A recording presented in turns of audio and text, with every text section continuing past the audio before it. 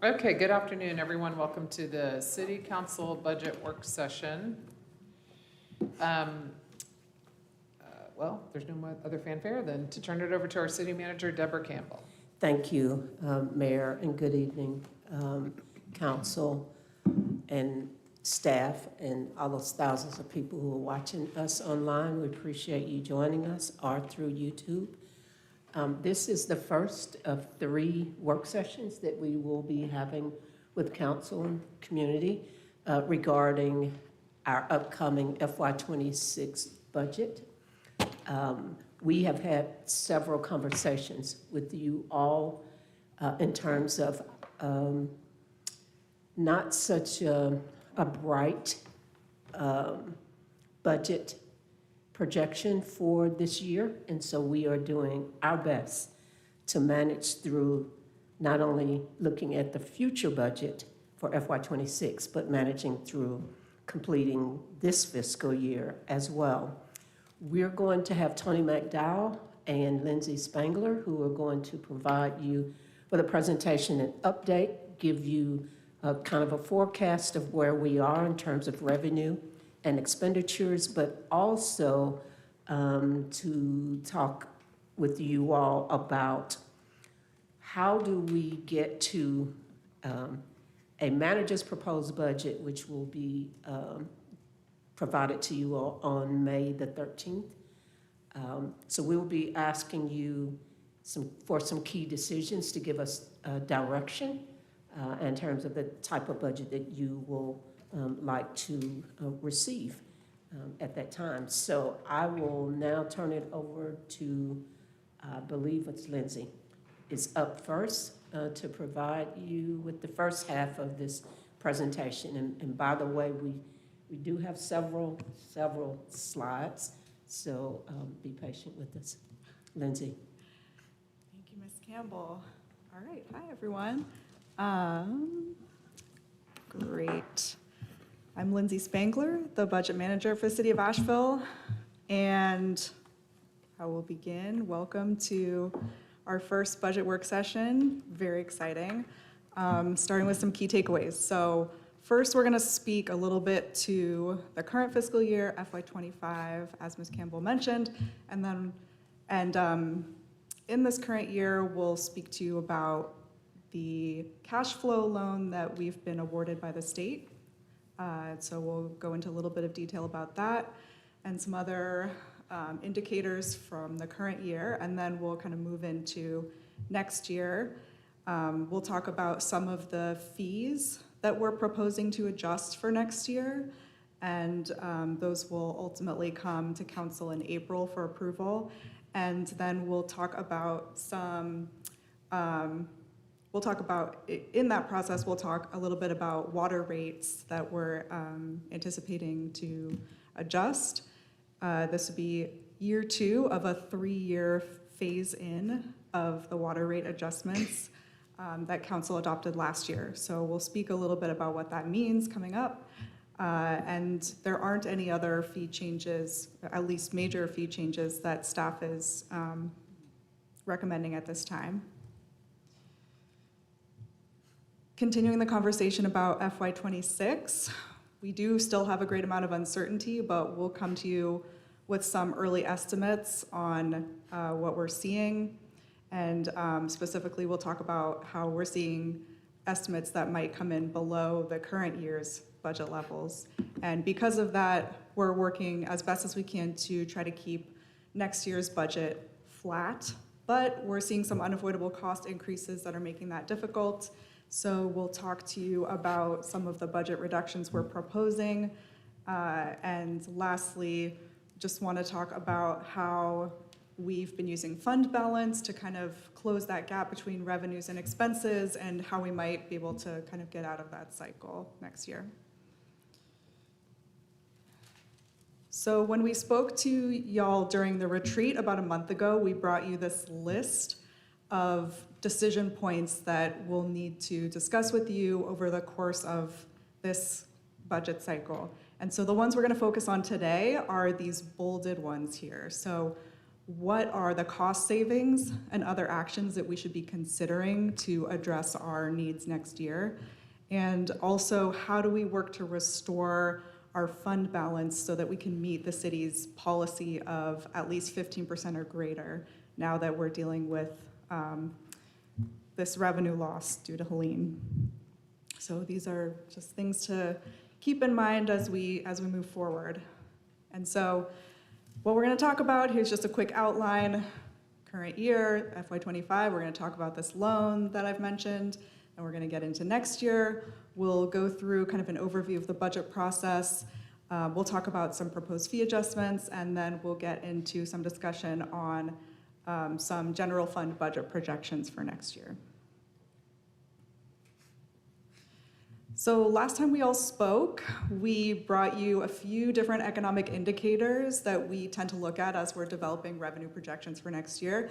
This is the only one we have updated information on since the last time we spoke, so we're bringing it to you. This shows county occupancy tax collection, and we recently received our numbers for January, and as you can see, they're up about 6% compared to previous January. But as you can see, there's still that big hole that we're still trying to dig ourselves out of after Helene. We also wanted to bring a few more revenue updates to you. So recently, we were able to update our revenue projections for the Harrah's Enterprise Fund. So originally, we had come to you telling you that we were expecting $1.5 to $2.5 million of loss from events that were canceled during the storm. However, we had a couple weeks of Billy Strings, which was really great for that fund, and we've kind of adjusted our upcoming event forecasts. So right now, we're happy to say that we're anticipating under $100,000 in revenue loss compared to what's budgeted. So that's really great. We're very happy to hear that. And in the general fund, there's a couple updates we want to share with you as well. So we have been working with our counterparts over at the county who collect property taxes. So as of February, they've collected 98.09% of the city's property taxes. So it's pretty close to the same collection rate that they had last year at the same time. But we're still looking at about $1.5 million that hasn't been collected yet. So, still unclear how much of that we'll be able to collect, but I think that changes our numbers slightly compared to what we last came to you with. And I'll show you what that looks like on the next slide too. I thought it was $1.5 million. So I think in our previous meeting, we said that we were expecting. In our previous meeting, we said there was $3 million that was uncollected, and so we were going to anticipate that half of that we wouldn't collect. Now we're saying we have $1.5 million outstanding, so now it's like there's going to be a portion of that we won't collect. Okay, so that's good news. Sense. Maybe we get this narrowed down. Can I just say on Harrah's that we were meeting with Chris Corral earlier today, and so he's getting closer to breaking even over there. And last night celebrated the SoCon championship. Sorry, Chattanooga got bumped out, a little upset there on Saturday night. But we welcomed all of South Carolina to Harris Cherokee, and it was all but 3 seats sold out, and it was super exciting. So I'm sure those numbers will look even better, but that was fantastic. So Furman, Television coverage was great too. was it? Yeah. Did they get a shot of those guys that wrote "Go Terriers" on their bellies? Because that was particularly startling, but still very celebratory. That's Wofford, by the way. Carry on. Great, thank you. It's great information.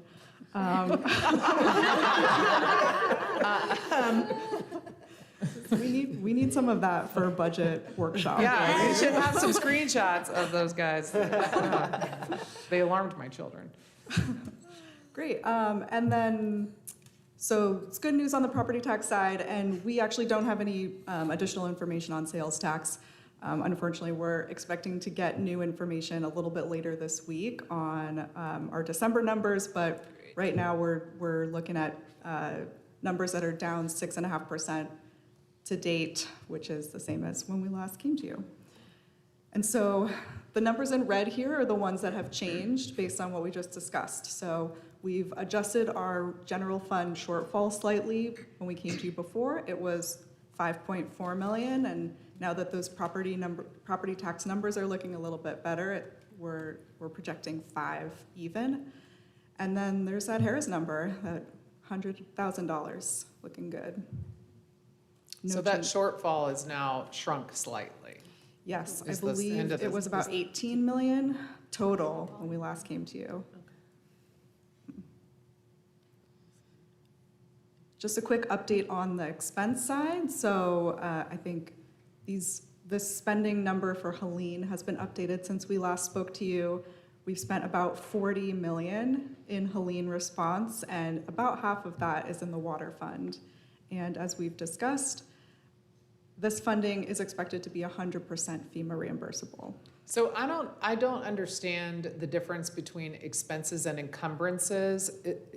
Tell me what that's supposed to mean. Is one of them financed and one of them out of pocket? I don't understand that. So the expenses line is like the work has been done and it's been paid already. You mean we have been reimbursed? No. We this have paid chart- for it, okay. Exactly, yeah. This chart doesn't reflect reimbursements at all.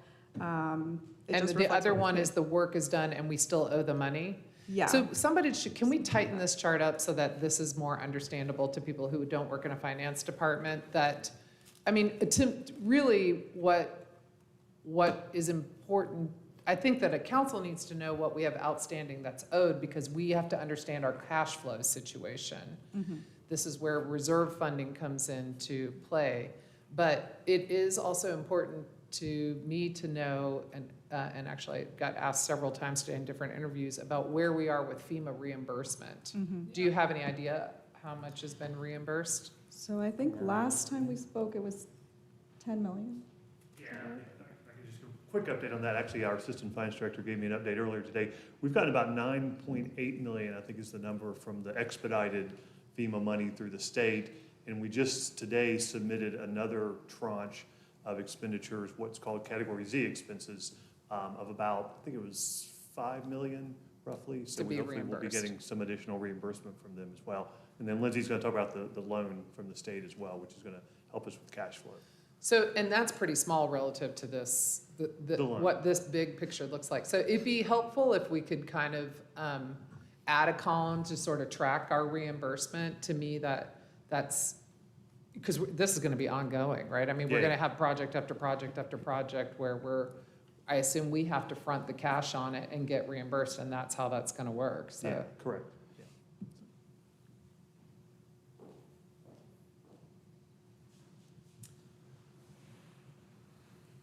Great, so the loan.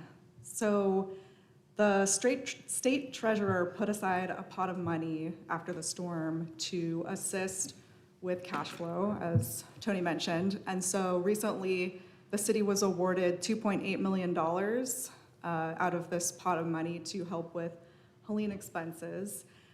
It's a loan, not a grant, but there's 0% interest, so that's good. And there's a 5-year payback schedule on that loan. So what we can use this loan for, it's designed to be strictly a cash flow bridge loan, so meaning that we can use it for things we already know FEMA is going to reimburse us for. It's simply meant to help with cash flow and kind of strengthen our balance sheet overall. But we can't use it for new things that FEMA wouldn't reimburse, such as revenue replacement. And so staff is in favor of accepting this loan. It does help with our cash flow and our balance sheet. And it also demonstrates to the state and other potential funders that there is still a need here. And if we think if we said no to it, then it would kind of demonstrate to others outside the city that we're okay, we don't need any more help. So yes, we do recommend accepting this loan. If council is supportive, we would bring this to you at the next council meeting, not tonight, but the March 25th meeting for your approval. And please let us know if you need any more information before seeing that item. And that's it for the current fiscal year. So if there are any other questions on anything that I've presented, please let me know. And what we would like is if if you all agree, we will bring this back to you on the 25th. So I want to make sure that I agree. you agree. Okay, if there were Thank you. no issues or concerns. All right. Good deal. Thank you very much. So we'll go into the next year's budget process. So just a little bit of a discussion about the process, just to have it on the record. So this is what an entire year's worth of the budget process looks like. Starting in the fall, we start some internal work, identifying what it costs to run the city day to day. Then in January, February, March, the city council has their retreat, makes some decisions about their priorities for next year, and staff kind of provides some financial context around those. Getting into the spring, in May, we'll bring the proposed budget to council. There will be some public comment and some back and forth, some discussions and some changes. And then in June, we'll adopt the budget. And in July, Happy New Year. The new year will start. And here's what that looks like for this year. So we are now at this third little arrow, the 311 work session. There will be 3 work sessions, 2 in March, and then the last one is in April. And in April, we'll also bring you the fees and charges manual to be adopted. And then going into May, we'll bring the proposed budget, we'll have a public hearing, and in June, we will adopt the budget on the 10th. And as we go through the process of creating our budget, we like to think of these 3 things. We want to make sure that we're delivering essential services. We also want to make sure that we're enhancing the customer value for the people that use city services. And we want to make sure that the money we're spending is aligned with our strategic priorities. And especially this year, after the storm, we want to continue to provide funding to make sure we're maintaining the city's core services. We also want to, as best as possible, minimize cost increases to residences and businesses as they all do their own work to recover from the storm. And we will be looking at our one-time revenue sources that we've seen come through after the storm, such as the CDBG-DR and FEMA funding. And lastly, we just want to make sure that we're developing the budget in a fiscally responsible way that will maintain our financial metrics and our strong credit rating. So during the council retreat, council came up with these 4 recovery priorities that we're looking to as we start to develop the budget. So that's people, housing, infrastructure, environment, and economy. And I think these are still kind of being built out a little bit, but this is something important for us to look at as we look towards next year's budget to make sure it's aligned. And in addition to looking at council's priorities, we also want to make sure that we're taking the community's priorities into account. And so, as you all know, there was a recovery survey that went out earlier this year. It was filled out by almost 7,000 community members who provided some input on their own recovery priorities for the city. And so some major themes we were seeing was strengthening infrastructure, housing, economic recovery, food security, and sustainability. And in addition to that survey, we also met with you in our last council meeting on February 25th and had a public hearing on the budget, public comment on the budget, and 5 community members came to speak with us at that meeting, and some themes we heard there were climate action, living wage for city employees, increased transit services, and fiscal responsibility. So we're really trying to take these points of view into account as we look forward to next year's budget process. So, can you go back to that? So it says 5 community members. Yes. There were a few that spoke about climate action. But there's 5 people, and we're Yes. gonna make, I'm not saying these are bad ideas. I'm just saying, surely we're not driving our planning around. I think this Tell me what slide, this means. I think this slide and the previous slide on the survey are just meant to show these are the touch points that we have with the community where we gather their thoughts and just sharing kind of the results of what we've gotten so far in the engagement process. Yeah, just to me was a picture of the fact that we had a public hearing, and that's the participation. Only 5 people came to show up to speak. And Yeah, this is- so I knew, it's I really knew, 69:05. it's, yeah, maybe we just, maybe we, well, right. Yeah, I don't want I see what anyone you're out there to saying. like pull us up and be like, well, for 5 people said we should, you know. This was our, now these are our priorities, so. Right, yeah. I'll just say, these were the comments we received on that meeting, and these were, out of the people that came to speak, these were the priorities that we heard on that day. Yeah, the thing particularly on the climate action, because as you said, I think There were a few people. multiple people who spoke on that. And Yeah. once again, thank you for hosting a public engagement and comment period this early in the budget process, because in past years, it's been as late as May, and often there's not much you can do at that point. So I appreciate you bringing the comment option early. Thank you, Kim. I appreciate that. And to budget staff. Yeah, and the May one is also still on the calendar, so there's still time if people want to come in May to talk about their priorities too. All right, so that's the process that's underway.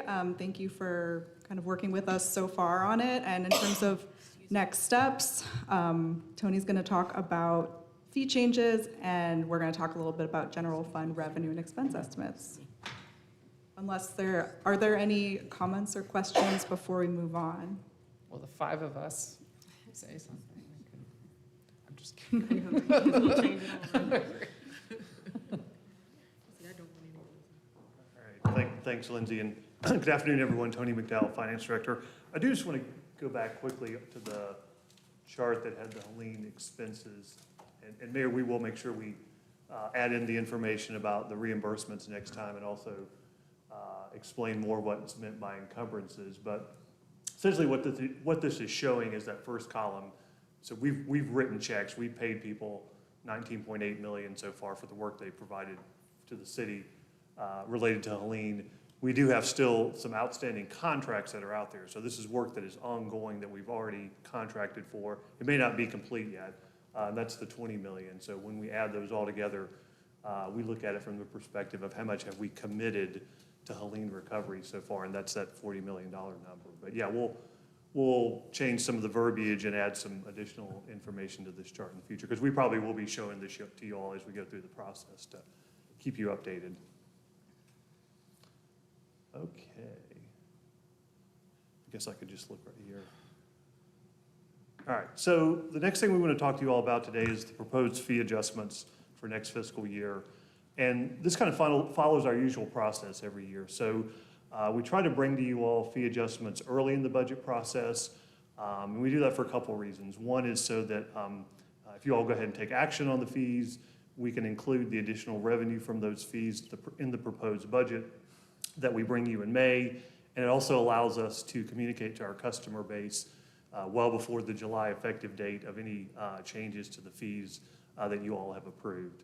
So this is kind of normal standard process. Usually we start with some meetings with the Policy, Finance, and HR Committee, but since that committee's not meeting this year, we wanted to bring the fee adjustments to the full council at your first budget work session. So that's kind of where we're at. I just want to show you all quickly before I get into the specific fee adjustments, the revenue pie chart that we show you all every year, and kind of where fees impact our revenues. This is the general fund revenue sources. You all have seen this quite often.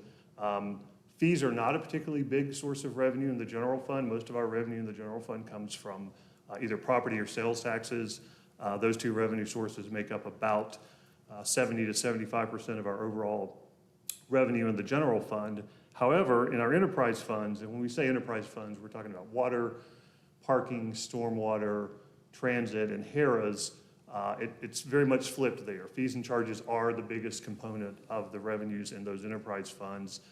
In fact, they make up about 76% of the total revenue in our enterprise funds. So today, as Lindsay mentioned, we really only have one major fee change that we're bringing you all this year, and that is the implementation of the second year of the water rate adjustments that we discussed with you all last year. And just as a reminder, we did have a water cost of service study that was completed in late 2023. It looked at the cost of providing water service by functional area. So what that means is it looked at the cost of the distribution system, the cost of production, the cost of customer service, meter reading, all of those things. And it assessed the rate structure based on those functional areas and made recommendations for multi-year rate adjustments. As I mentioned, the results of that study were discussed last year with the Policy, Finance, and HR Committee. We had multiple meetings during the budget process last year. We had our consultants from Raft Hallis, who completed that study, come and talk to you all about it. And the result of that was staff recommended and council adopted a 3-year phase-in approach to the proposed rate adjustments. And that was the most efficient, effective, and equitable approach for our customers because it eliminated the inequity that existed between our customer classes. Because what the cost of service study had determined was that residential customers were subsidizing our commercial and manufacturing customers and paying higher rates based on the cost of service study that we had done. And so those rate adjustments that we recommended moved us toward eliminating that inefficiency. It also allowed us to have enough funding for our capital program and to preserve preserve the city's debt ratings as well. And like I said, council adopted year one of those three-year rate adjustments in March of last year, and they went into effect at the start of our current fiscal year. So just a little more on the water cost of service study. It really looked at two things. It looked at how much revenue do we need to keep the water system financially sufficient. And in particular, it looked at the rate adjustments that were needed to fund the 5-year capital program, which at that time the cost of that program was estimated to be about $240 million. And that was even before Helene. And so we were looking at a number of debt issuances over the next few years to be able to fund that program.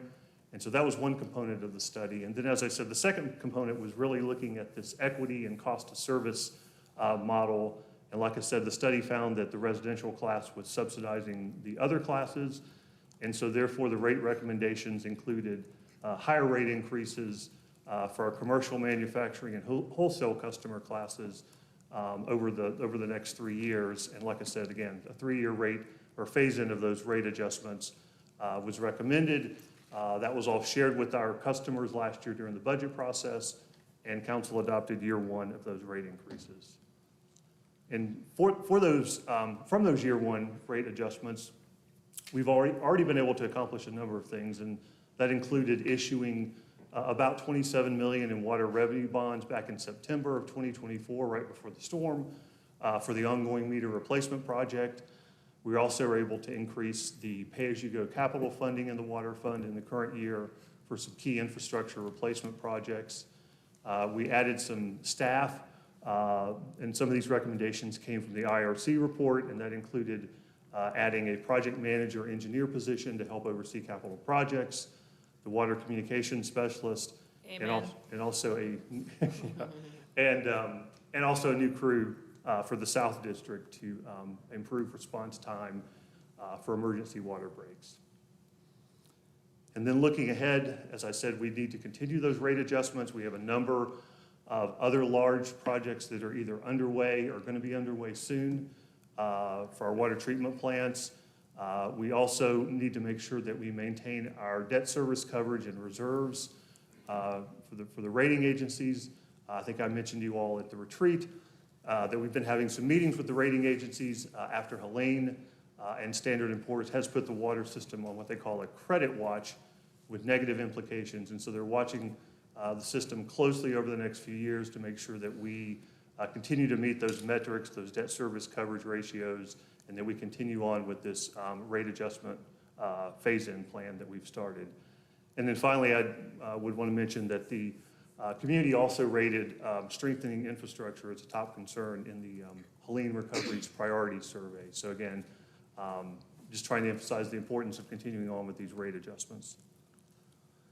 So this chart shows the proposed rate adjustments for fiscal year 26. It's the middle column that we've highlighted, it's in bold and italicized.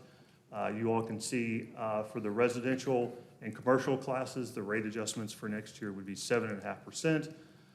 For the manufacturing classes, there's two of those classes. One One class would see a roughly 14% increase, the other class a 20% increase, and then finally, our wholesale customers would see a 32% increase on their rates. So just to kind of put that in context, for the residential users, you all know that we do a bi-monthly bill. Currently, the average residential user sees a bill of about $55 every 2 months. Under the proposed rate structure for next year, that would go up by roughly $4. So a $4 increase every 2 months for the average residential user. And then finally, Before we go there, I have a, Kim here. Tangentially, and it'll need some maybe follow-up later, I know there's still a lot of folks who were under the impression we were moving to a monthly billing cycle, which would help us catch leaks faster, but that hasn't been a consistent experience. Understandably, things are in flux.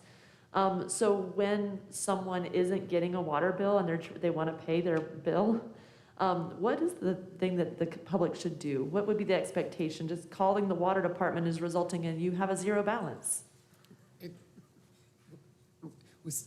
When you say inconsistent, I mean, nobody gets a monthly bill yet. Because that can't happen until, as you've told us, all the water meters have to be replaced, right? But sometimes do it all folks are the way getting bills in back-to-back months, so I think that's causing some confusion. Well, tell us with why the that is. implementation of the metering project, which we're 50% now, seems like it's taking forever, right? Our current system, we're having to read a lot of those manually. Probably 50% of them that are left, we're reading manually. So that's, for lack of better words, messed up our billing cycles. We're getting closer now, the more meters we get in the ground. That's what I keep preaching, that's the key to get there. So that's some of that irregular billing that folks are seeing. Plus, during Helene, while we were supplying flushing water and fire suppression water, which is very important, we didn't charge customers for that non-potable water either. So that further delayed the billing cycles a little bit. So all those things in combination is what's made billing a little bit irregular, if that answers your question. And one thing that you all have explained in the past is that we have to bill everybody at least 6 times a year. Even if you got a bill in January and you didn't get another bill till March, you're gonna get 6 bills because of our flat rate billing pieces. That's So correct. And that'll- trash, et cetera. I mean, so it has been quite a roller coaster ride of bizarre billing intervals. Yes. And I have think, personally complained about it a lot. Ms. Ronnie was asking about what should the customer do? Definitely call customer service. Then we can go through, or the reps can go through, look at their accounts and explain everything to them in detail. But you can't, I've tried to do this too, because you can't get ahead of the billing, because it doesn't prompt you for any money owed. Right. And I mean, if you go online and look at it, it'll say you have a zero amount owed. So you can't say, you know what, can I make a payment? Because I know you're gonna send me me a bill that's 4 months long or whatever. You can't, there's no way for our system to accommodate Right, that. right. But we will work with you in terms of payment when Oh, you yeah, get yeah, those. we're you're doing delinquent. those too. If you are, right, if you're delinquent or Yeah, some sure. other issues. Absolutely. Okay, transition here, we did want to talk about one other fee change, and it's a small fee change, but I think as you all know, the new track has been complete at Memorial Stadium, and so the Parks and Rec Department is wanting to establish a fee for groups to be able to use that facility at $15 an hour. It's not a major revenue generator, it's really more to allow parks to manage the facility in a way that's consistent with its other resources, and charging that fee will allow them to better manage the utilization of that facility. So again, not really a major generator of revenue, but just kind of something to allow parks to manage that facility. So then that brings me to the end of the fee discussion section. So we'll pause here and get any feedback from you all, but just to reiterate, our staff recommendation is that we move ahead with year 2 of the planned water rate adjustments.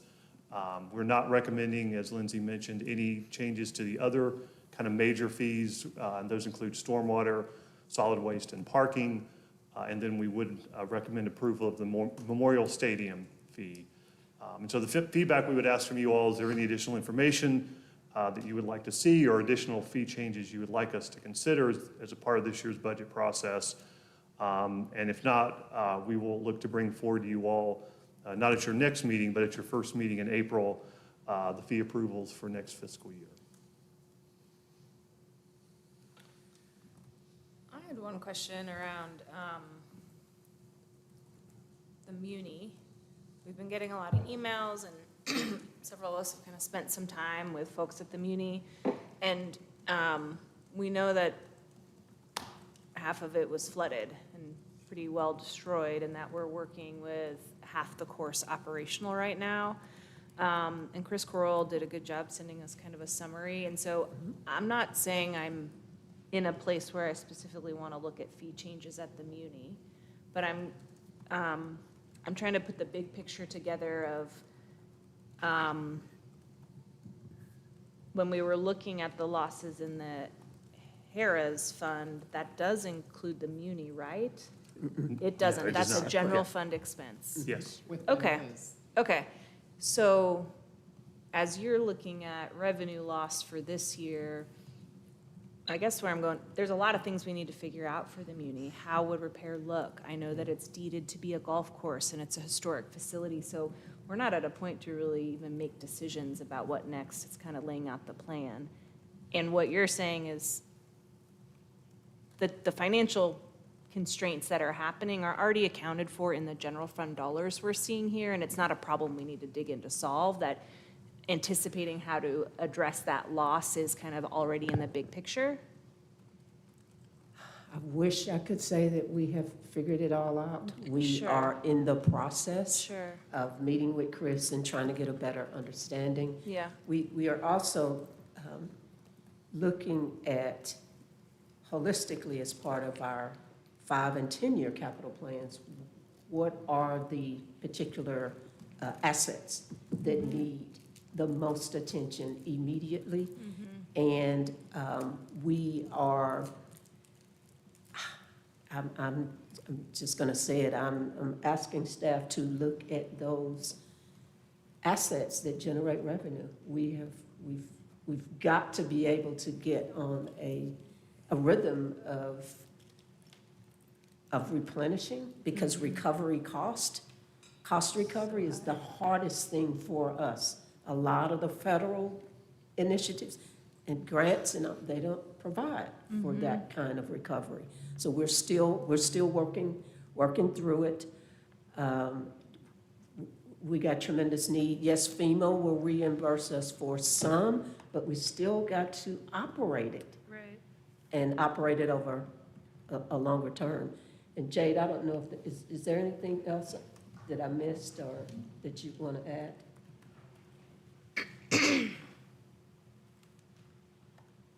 Good afternoon, Jay Dundas, Assistant City Manager.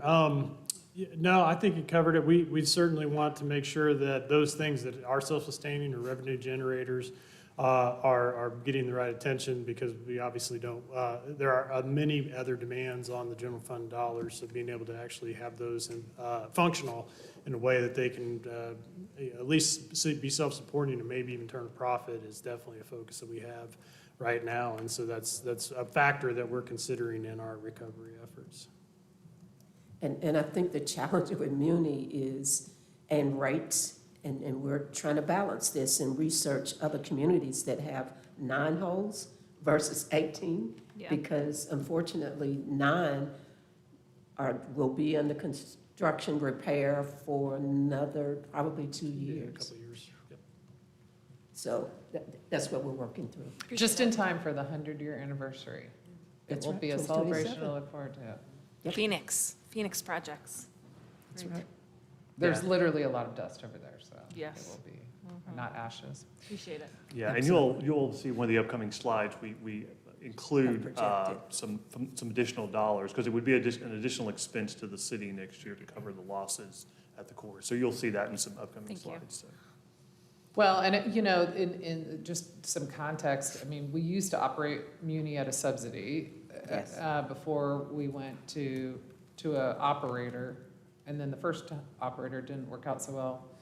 And now we have the second operator, and things were going pretty well with a significant investment in community. And we were meeting with them today and learned that a lot of the investments that were made were not lost, because a lot of it was spent on stormwater infrastructure on the back 9, even though it's higher up. So that's good news, but it does sound like quite a struggle. But I was interested to know if they had a proposal for how to make up some of that gap with fee changes related to the golf course, and what was realistic that would not lose the participation. Absolutely, And- and we're working through it. And yes, there may be a need for So, adjusting for 9. Again, we're just trying to get the data Yeah. and make sure that we're fair. and so as we're looking at kind of staff's recommendation now, and that we'd be coming back to consider the fee adoption in April, for this budget cycle, do we think we might be seeing more information that might adjust this in April? Yeah, potentially. I think what Okay. we would recommend is moving ahead with particularly the water fee on April 8th. Yes. Because again, we can go ahead and, you know, the debt rating agencies will see that we've moved ahead with that. We can begin communicating to our customer base. But if there's other fee changes that council wanted to consider, or things that we see as we go through the rest of the process that we want to bring forward, we can bring them back to you before budget adoption. And we will definitely, as we have been doing, keep you all apprised of any modifications, changes as we move forward. Thank you. Okay, any additional questions or comments on the fees? I guess I'd just share, on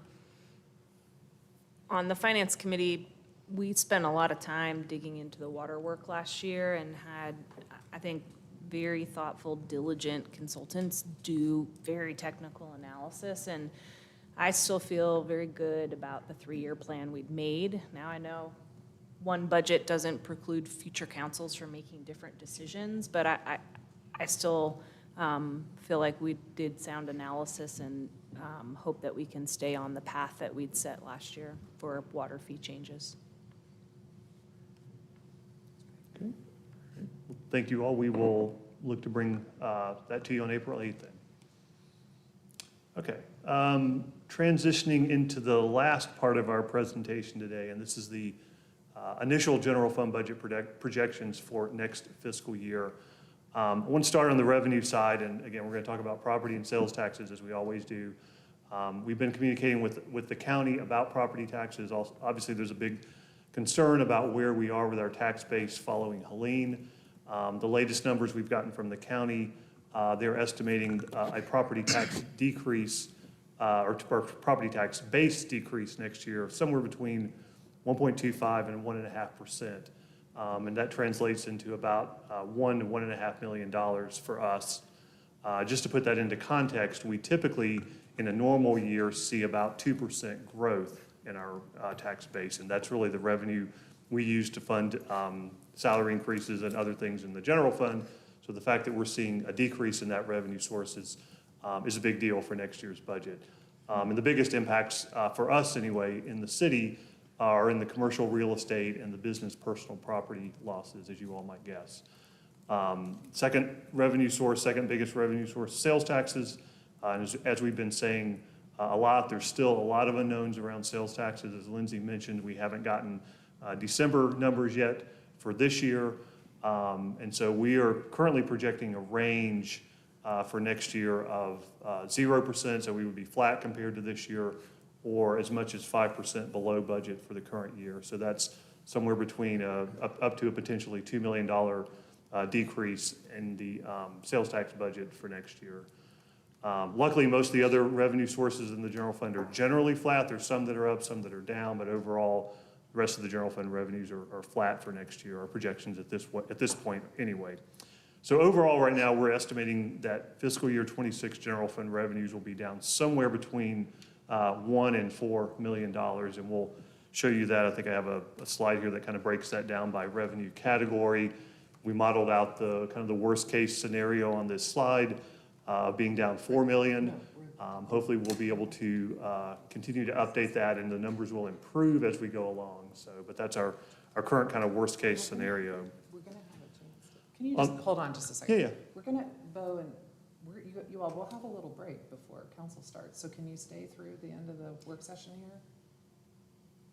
Because Tony's gonna need our direction on this next part. Is that all right? So I'm wondering, Tony, if there are things that we could possibly skip and get to a little closer. Well, I want us to be, We were just. They gonna need st- a little time We were gonna to- step out do you want and us to take a talk break? for We could- 5 minutes about tonight. Yeah, why but- don't we take a break? Sure. Well, when is this scheduled to be done? I thought we were going. 4:30. And I we think- usually run over. Yeah, Okay. 4:30, so. Well, we could take a break. Oh, wait, No, I don't think we can. You should, it's okay. sorry. Okay, we're good? All right. Okay, so general fund expenses, again, because we are projecting a decrease in revenues, we've asked departments to keep their initial operating budgets flat. But as we've talked to you all about previously, there are some unavoidable costs next year. We've mentioned the healthcare, we've mentioned the retirement increase for next year, and there's some other unavoidable costs as well. So we have this chart here, and I won't go through all of these, but we're looking at about 4.1 million in new costs next year. Most of that's the healthcare and the retirement. That third item there, that's the golf course that we're projecting the $350,000 loss that the city would have to cover next year. We do have some other increases. For example, the county landfill tipping fees are going up, and so that's about a $200,000 increase for us next year. There's a built-in escalator in the transit operating contract for next year. I think the total increase is about $600,000, but we think the rescinded money from the county will cover $400 of that $600, but the general fund will likely have to pick up a couple $100,000 of that as well. So again, just a quick kind of summary of what some of those costs are. And then kind of in a table format, that's what that looks like here. And that would bring the budget up to $183.8 million for next year. So to help us kind of offset those unavoidable cost increases, we have, staff has done some initial work to look at some cost-saving strategies for next year. And these are strategies that don't involve core service reductions. And we tried to focus on items where there might be other funding sources available next year, such as the GEO bonds, the CDBG-DR money, and FEMA as well. And then we're also looking to continue some of the budget saving strategies that we implemented this year, and I think we shared those with you all at your retreat, and that includes a hiring review and also a kind of a slowdown of our training and travel as well. So through those efforts, we were able to identify about $4.5 million in initial savings for next year, and so this chart kind of details what those are. I didn't mention on the previous slide the OPEB trust fund contribution, the pausing of that, but that's a big part of our saving strategy. We're also expecting on the personnel side to be able to save a little over $1 million through this hiring review, and also utilizing FEMA and CDBG-DR money to fund some of our staff costs. We had some minor health care plan adjustments that we're making that are going to shave a little bit off the increase there. We're assuming a 50% reduction in training and travel next year for departments.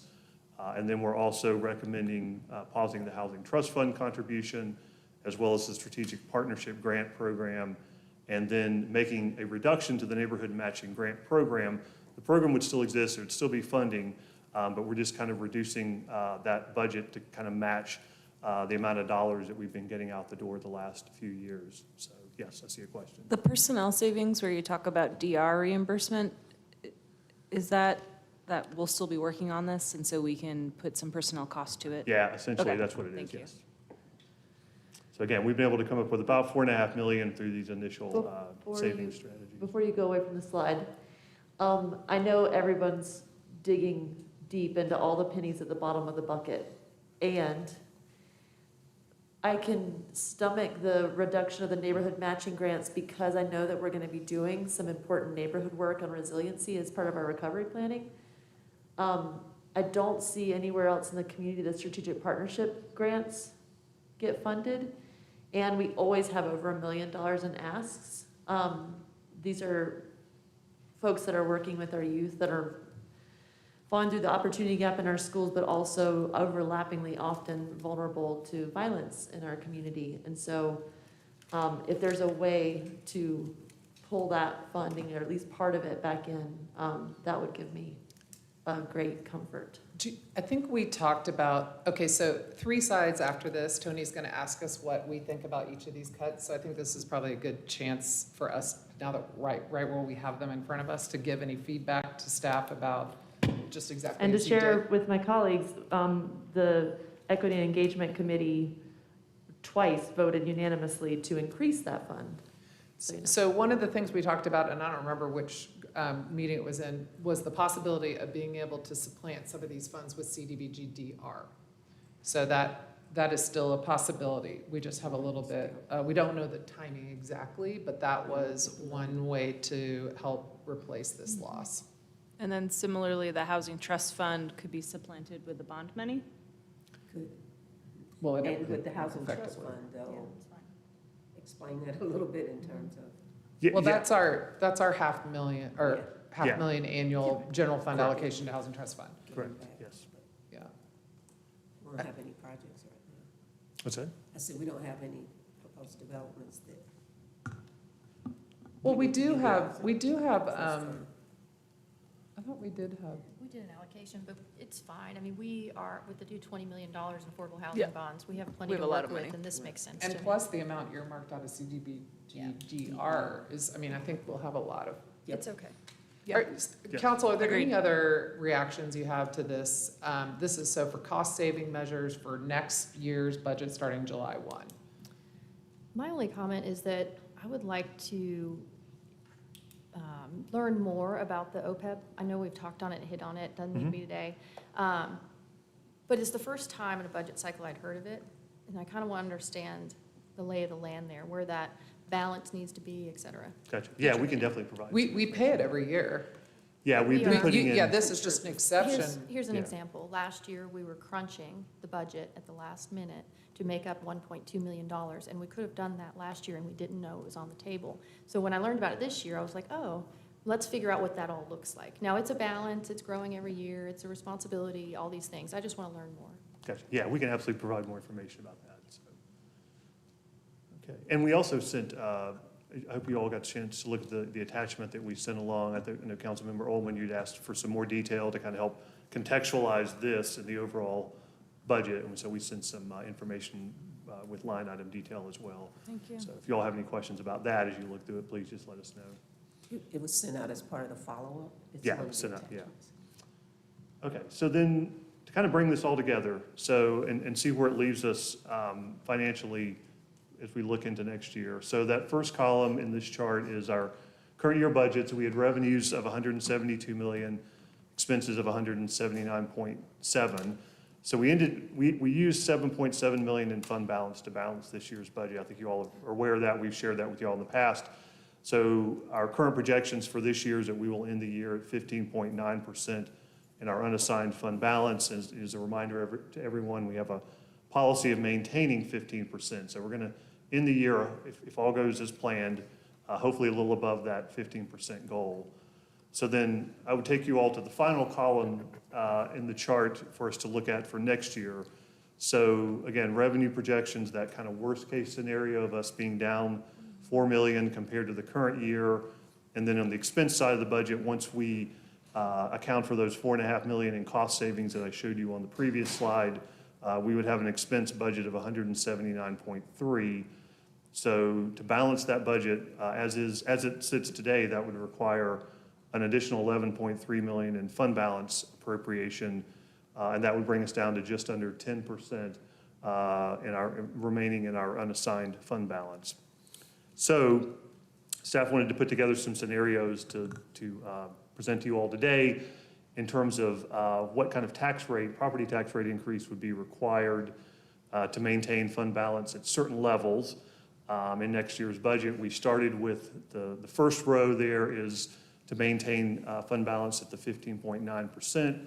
Where we are today would require a 5.65 cent tax rate increase. And then you all can see the impact for the average homeowner, residential homeowner, both as on an annual basis and a monthly basis for that increase.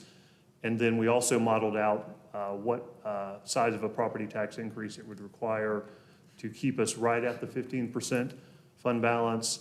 And we also modeled out the 14% as well.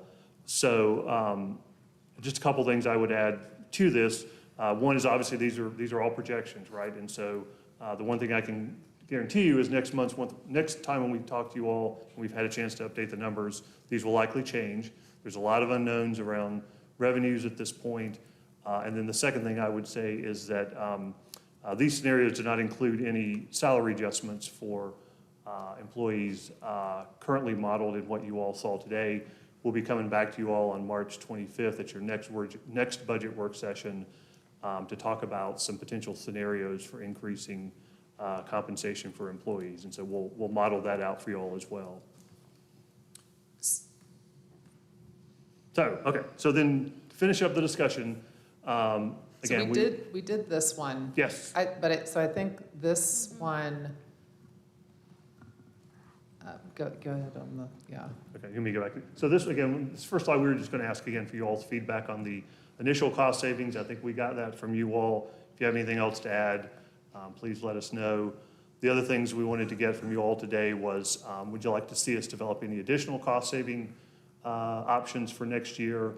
And then on the property taxes, again, no decisions are needed at the moment, but we were going to ask if council supports staff continuing to develop a budget for next year that includes those property tax scenarios to help us maintain our fund balance and potentially offset those revenue reductions. And I didn't mention in here again, the debt rating agencies, they also have put the general fund debt on watch as well, so we want to make sure that we. Was that a change from, they had water on watch? No, they've had both of us on, Yeah. both Okay. of us, the general fund and the water fund, both on watch ever since the early January. So on that first item, council, to the extent we are knowledgeable about this, are there other things that haven't been addressed through cost savings that you would like to explore?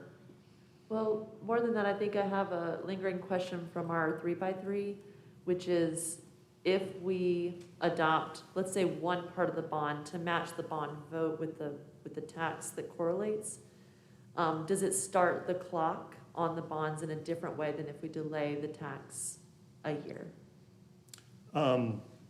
Like, do we still have 7 years to spend it? Is that what you're asking? So When we does have, the 7 years start? yeah, so we have 7 years to issue the bonds from the date the bonds were approved by the voters. So 7 years, the 7-year clock has essentially already started. It started in November. So the adoption of a tax rate doesn't impact that 7-year So wait, window. I don't know that I understand the question.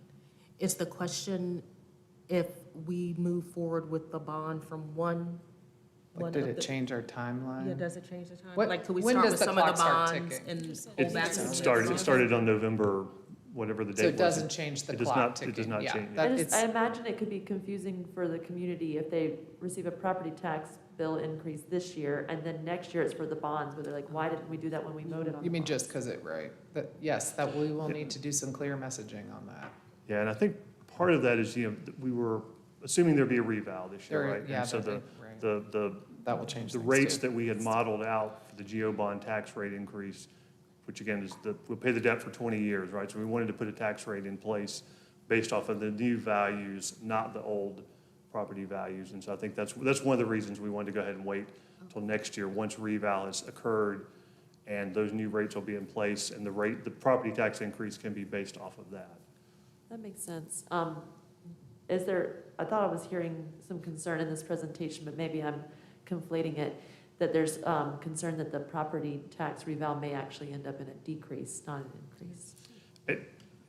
I would be shocked if it ended up in No, a we- decrease. I we- mean, typically, you see 25 to 30% increases. So we might see a little less than normal, but I'm certain there'll still be an increase because it's been 4 years, so it'll be 5 years now since property's been revalued.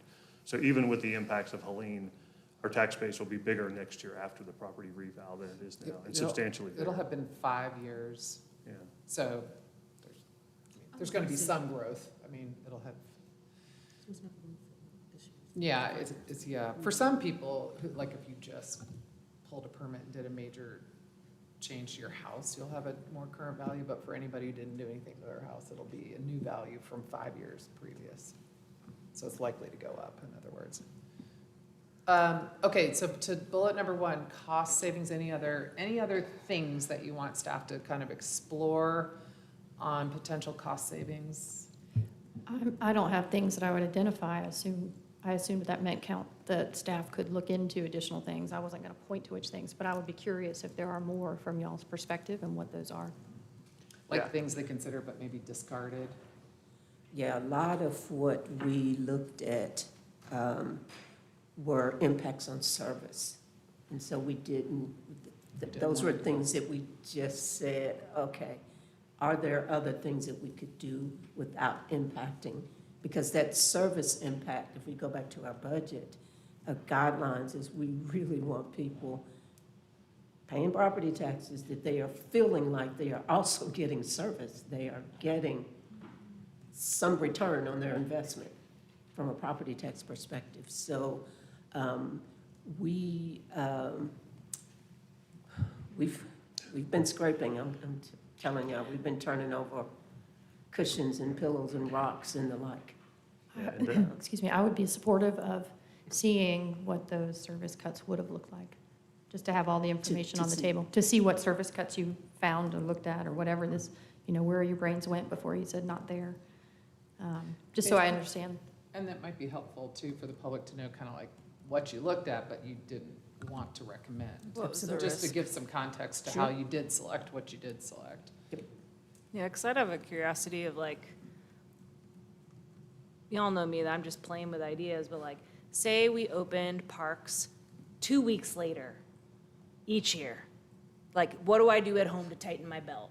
I make things go a little bit further. My guess is that type of stuff would have such an incremental impact that it wouldn't necessarily It's bring a picture together to get to the cost savings, or like, if potholes are addressed 7 days instead of every 4 days. But again, like, is that the type of thing? Because I don't know that we use those metrics for service Agreed. delivery anyway. Yeah. It's more like we have 9 people on a crew, and so the delivery is by human capital as opposed to like numerical metrics. Absolutely, and oftentimes let's say our parks, those are part-time workers, so we are delaying the opportunity for them to For have employment. a paycheck for 2 weeks. Exactly. So that was the other, in terms of service delivery, a lot of our services have people, employees attached to them. So we've been trying not to have any layoffs with this budget. Yeah.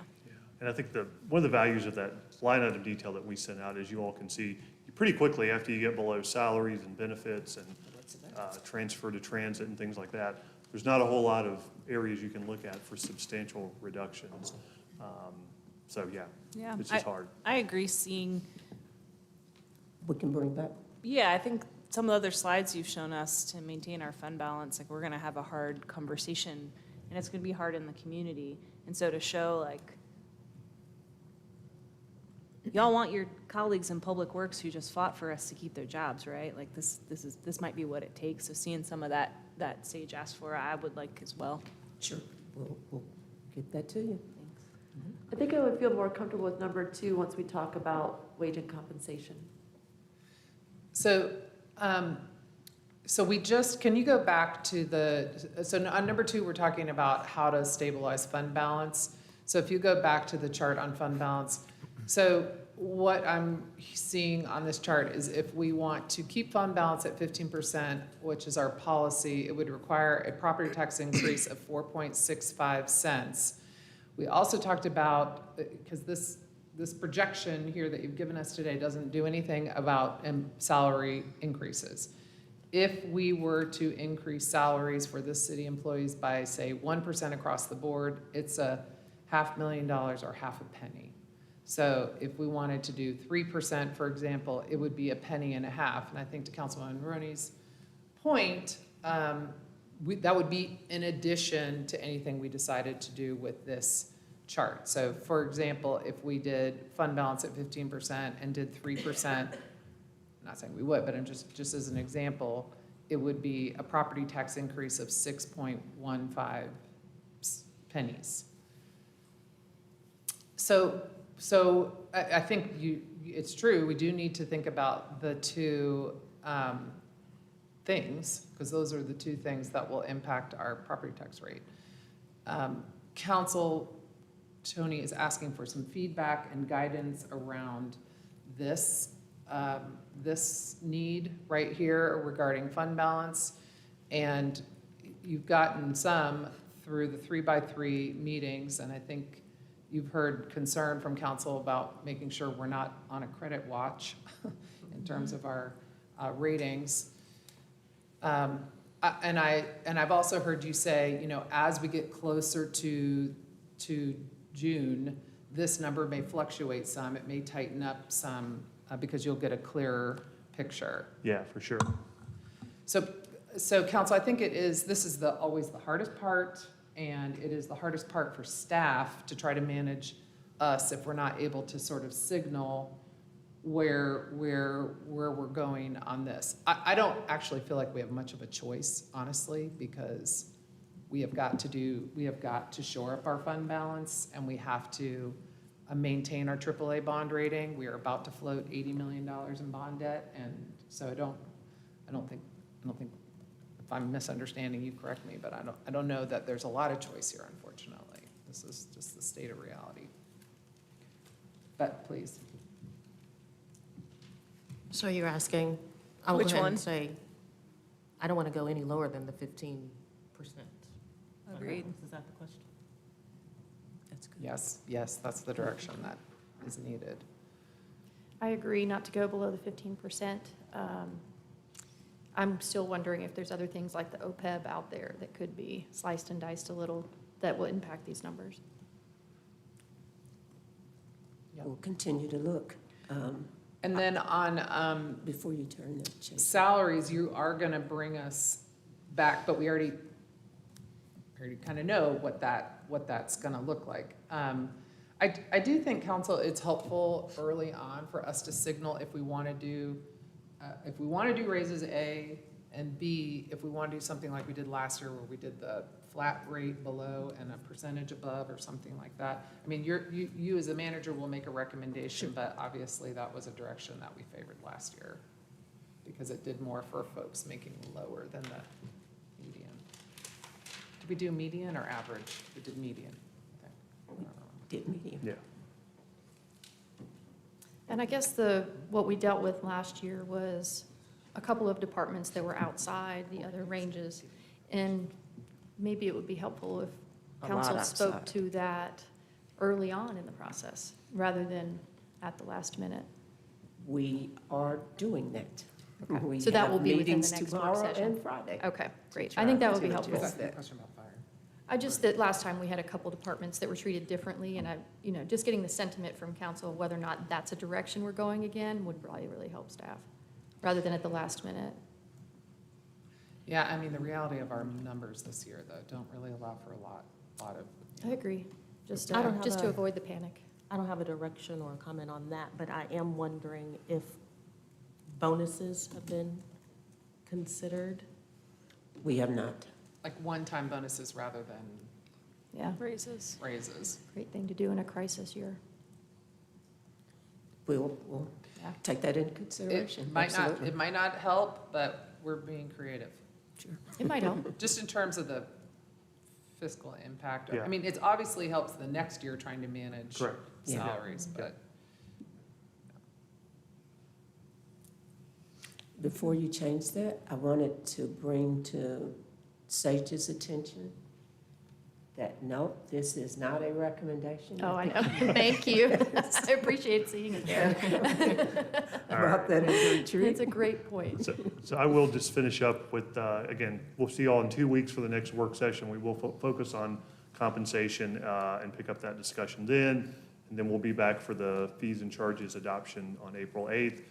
Third work session also on April 8th, and our plan at the moment is to make that work session a focus on capital. So we have our key takeaways. I won't go through those again in the interest of time, but happy to answer any other questions y'all might have.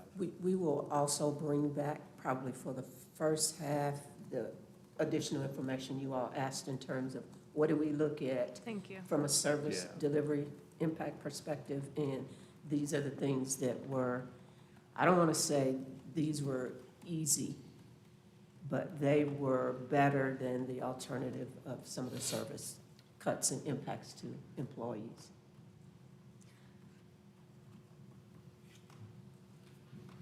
Okay, I think that's all we've got today. Thank you all for the All right, time. thanks. We are adjourned. Okay. Thank you. Thank you. So, there was one question before we stopped, because Maggie's making me do this. The statement about the fees, was the Memorial Stadium, did anybody have any concerns about that one? Well, you all, this question came up before. Can you fix the slide so everybody knows that this doesn't cost you $15 to go walk around the track? This is for Yeah. groups. That's This is for correct. groups. So, and I assume the reason you're calling this out among all the fees we have in Parks and Rec is because it's a new fee. It's in- So it's a little bit confusing here because there's lots of fees in Parks and Rec. We're just Yeah, looking it's- at the one because it's new. Yeah, it's the only one we're recommending Yeah. a change to, so. I mean, I assume we had a charge to use Memorial Stadium for groups before we redid the stadium. You could, Sure if you you were are. Ultimate Frisbee, you could just go use Memorial Stadium without paying a fee? Unfortunately, that's. Well, no, But I a mean, I league know you could could do a pickup game, but I mean, Yeah. people, you reserve the stadium for use. Like Yeah, weekends. I believe there were group fees. We Yeah, can verify that. that's why I was a little yeah. surprised that we even looked at this, because I thought, this is just, you guys internally are like, well, we're rebooting Memorial, so let's do a fee. I don't think you had to tell I us think about it, that's but what okay, it is. thanks. for- We just wanted to get clarity. Okay. All right, we're done. Thank you all. See you shortly.